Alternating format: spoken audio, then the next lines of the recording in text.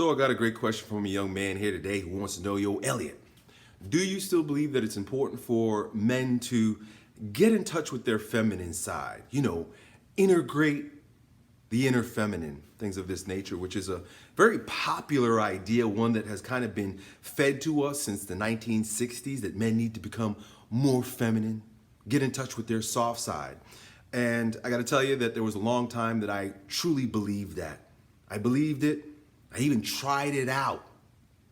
I propagated and I put forth that idea through my videos, but I will tell you here today that I no longer believe that. In fact, I think it's a horrible idea for men to get in touch with their feminine side, and I'll tell you why.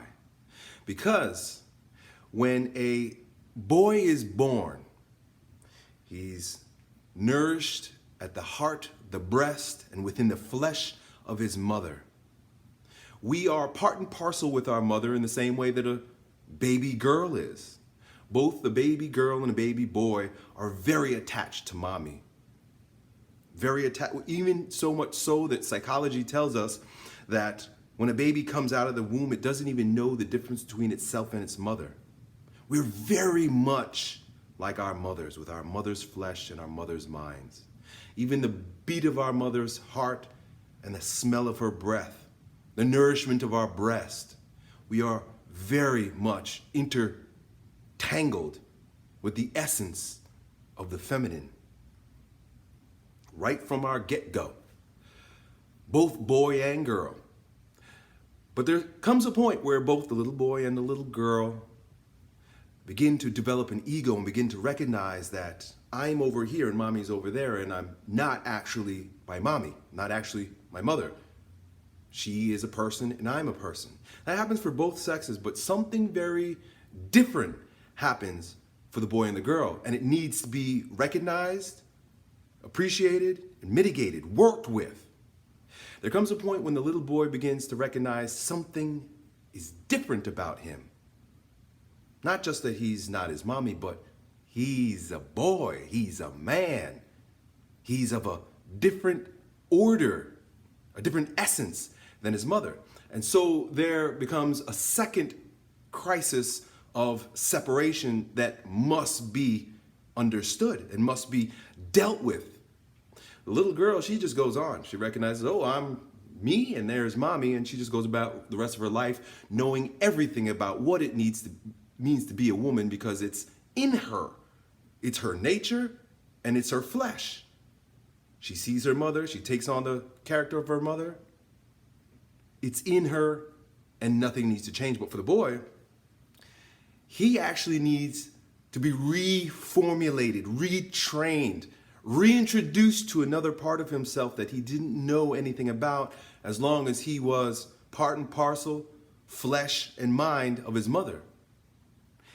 He actually needs to be trained to be a man. You know, a lot of people, they make jokes and they say, well, if you're a man, you should just know how to be a man.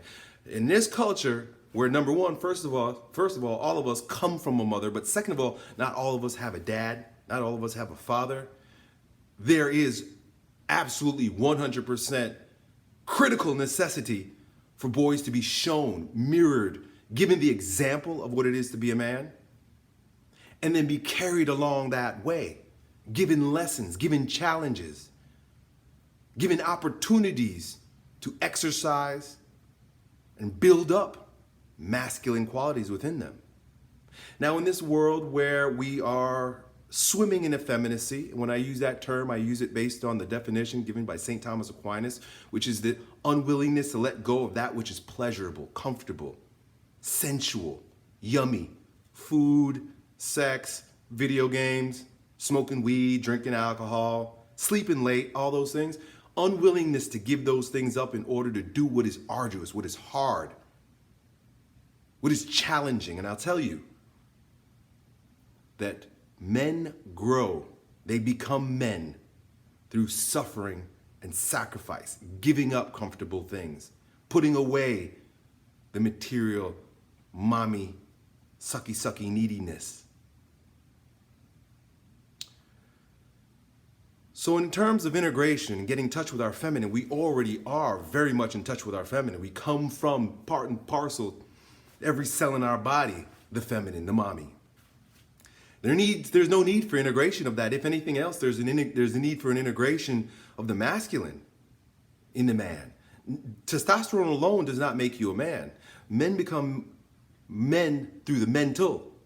Men need to be instructed on masculinity and kicked out into the suffering and sacrifice of the challenging world to become masculine. Now, there's a propensity towards that, natural propensity towards that in the masculine. Men are just naturally driven to challenge, naturally driven to adventure, but it needs to be encouraged and facilitated, brought along, mirrored, supported by another man. Older men, fathers, grandfathers, mentors.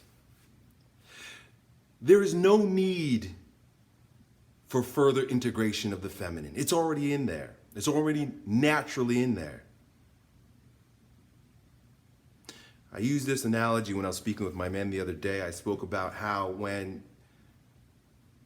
we come from the world of comfort that's associated with the material comforts.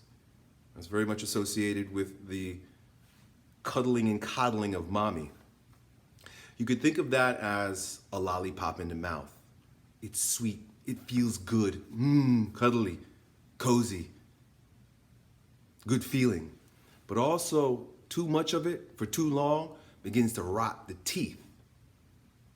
There's an addiction also that's associated with it. This is why a lot of young men begin to project their mommy issues on the women that they date.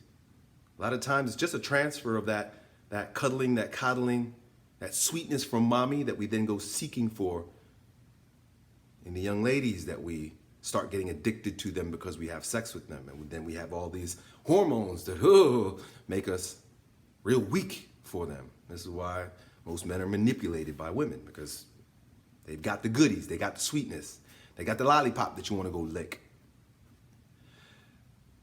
But all of us come up that way with that lollipop in the mouth.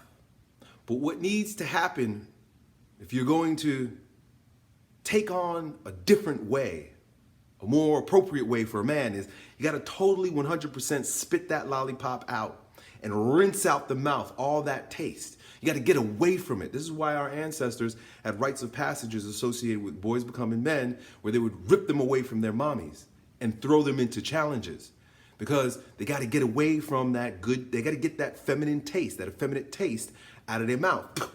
Spit it out, wash out their mouth, and then be introduced to that which is going to nourish their masculine soul. So I use this example. Now you're introduced to the taste of liver. Liver has iron. There's a reason why Robert Bly called his book Iron John, because iron is very masculine. And if you read the book, he'll tell you why. But you ever taste liver, beef liver?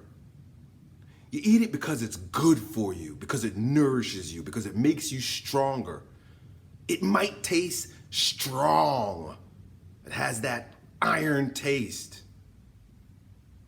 But you eat it because of what it does for you, how it grows you, how it brings you closer to your true essence, which for men is always a movement away from that which is easy. It's easy for men to be effeminate. It's easy for us to integrate our feminine. It's easy for us to be like mommy and to be like the girls and to seek sucky and want lollipops in our mouth, jerking off, watching porn. It's easy. That's why most men are effeminate. It's tough to wash all that out and start eating liver, that which makes you strong, but it's challenging. Suffer and sacrifice. Suffer and sacrifice. That's what needs to be integrated into our culture and integrated men. A hunger for, an appreciation for sacrifice, suffering, and growing stronger. A lot of people think I'm misogynistic because I have these conversations these days, but it's only because we live in this gray, lukewarm world where all the sex has been too integrated, too intertwined. We need boundaries again. We need to show the differences between things again. We need walls up so that we can begin to see clearly again. Black and white, hot and cold, male and female. We're not all transgenders.